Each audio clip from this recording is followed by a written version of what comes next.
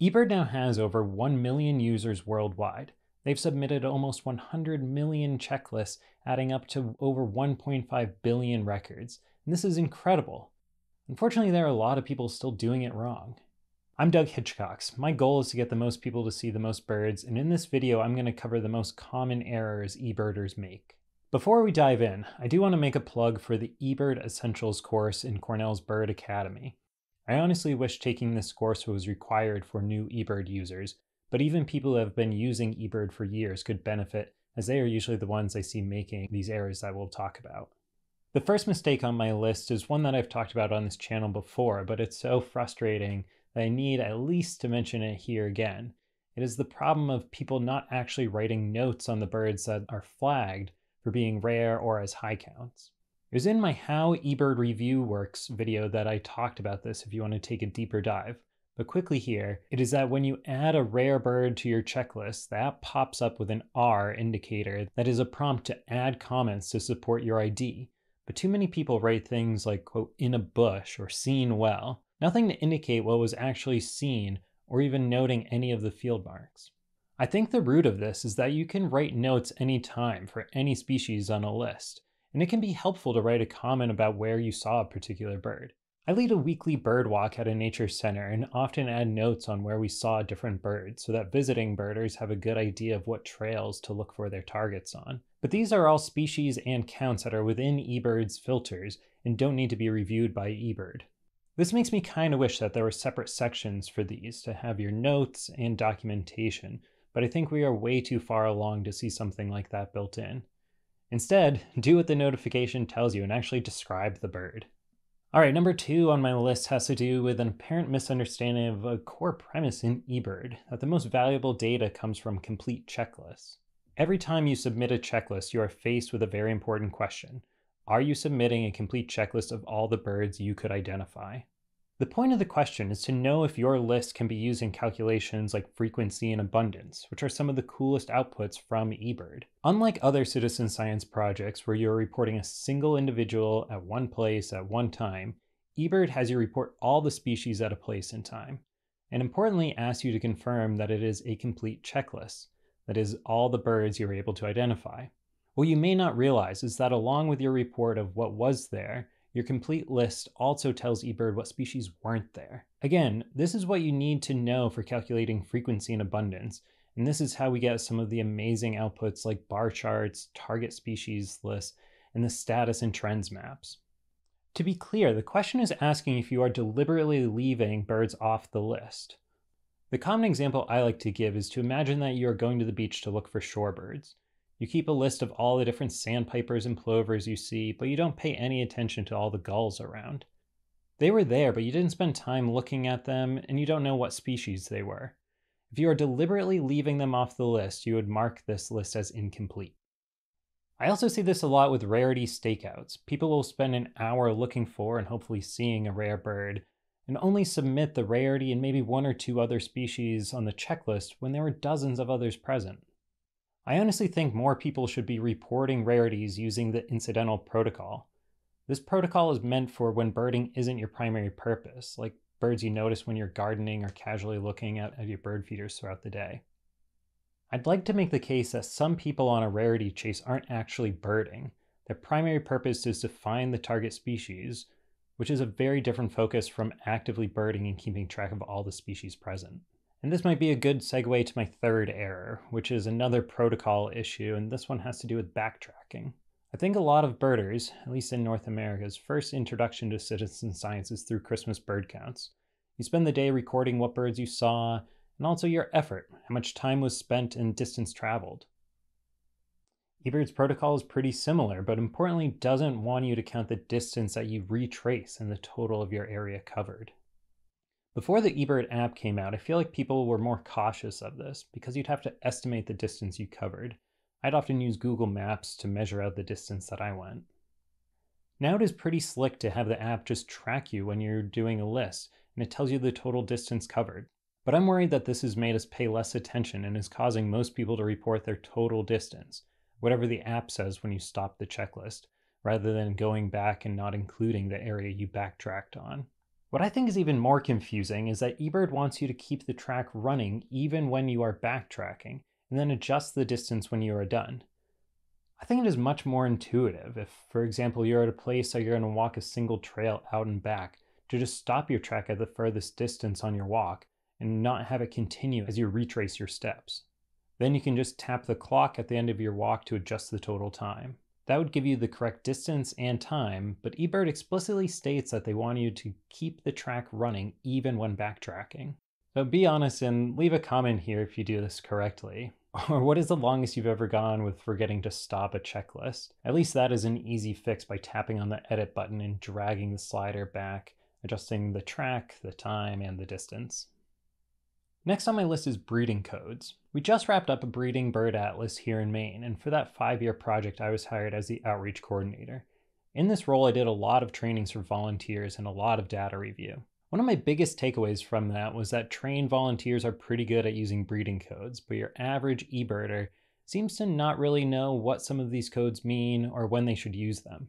First off, the worst case we see is when people think that they need to apply these to every bird. I assume this is because after adding a bird to a checklist, people see the Add Breeding Code button on the app and think it is telling them to add a code, not asking if they want to add a code. The result is we sometimes see lists where every single bird is coded with inappropriate habitat, singing, or flyover, and yes, this includes lists even in the middle of the winter. Aside from knowing that breeding codes don't always need to be used, knowing when they should be used is also important.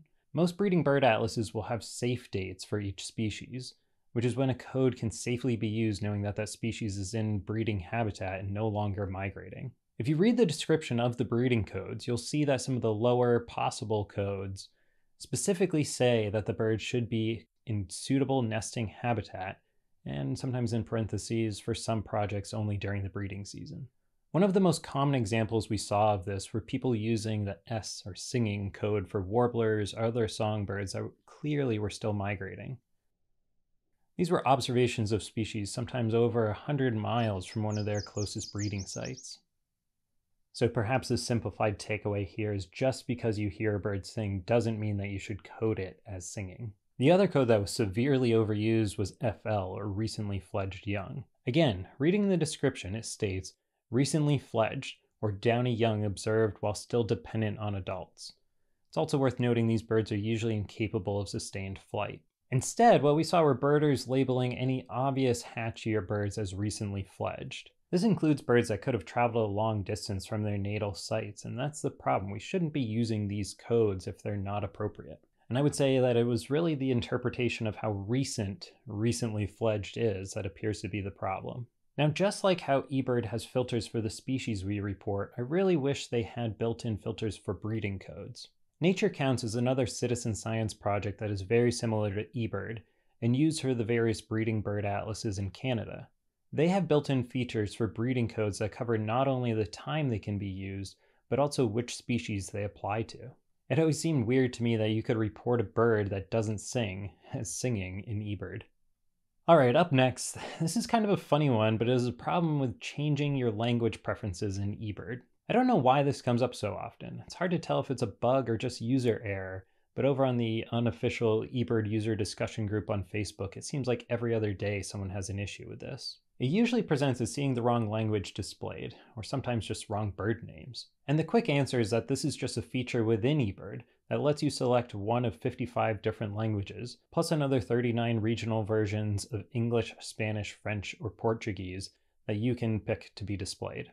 The most confusion appears to be when people find themselves using the regional version of English for the United Kingdom instead of the English for the United States. This can cause confusion around common names like Cinereus vulture for black vulture, or common loon appearing as great northern diver. Some of this appears to be caused by settings carried over from various eBird portals, but whatever the cause, the solution is to just go into your eBird preferences and changing the language back to whichever you prefer.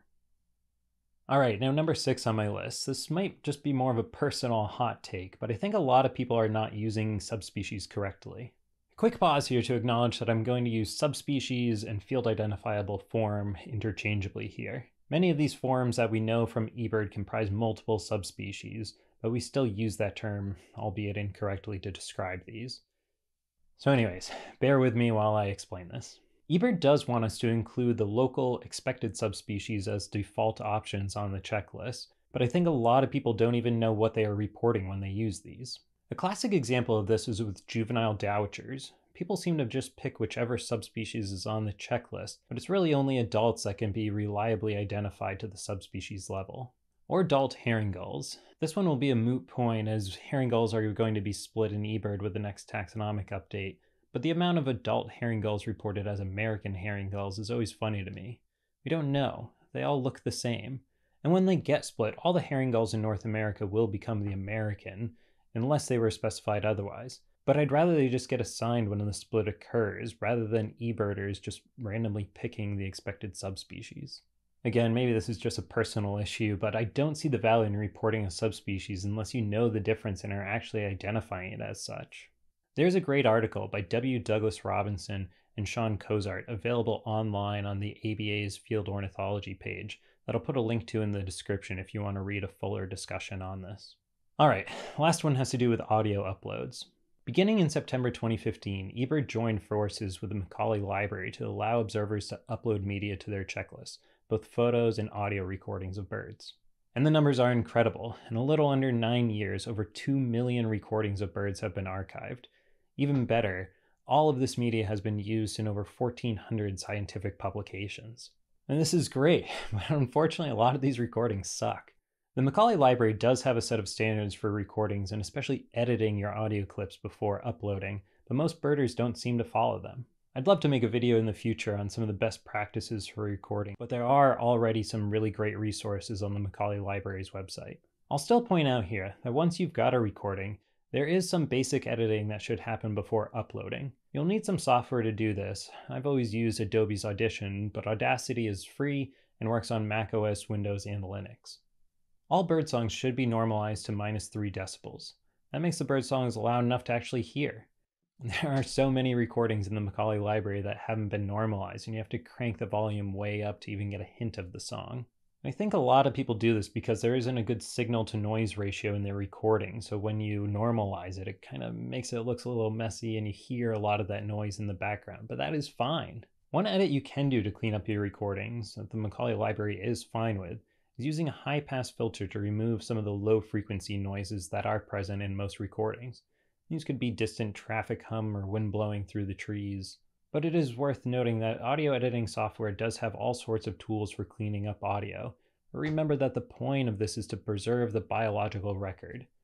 Someone else can clean up that recording for whatever purpose, maybe using in the background of a YouTube video, but for the purpose of archiving in the Macaulay Library, you don't want to edit out what could otherwise be important or useful information.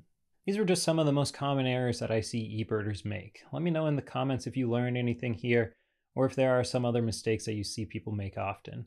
I hope that pointing these out helps us all become better birders, and you can help me out by subscribing to this channel. Thanks for watching.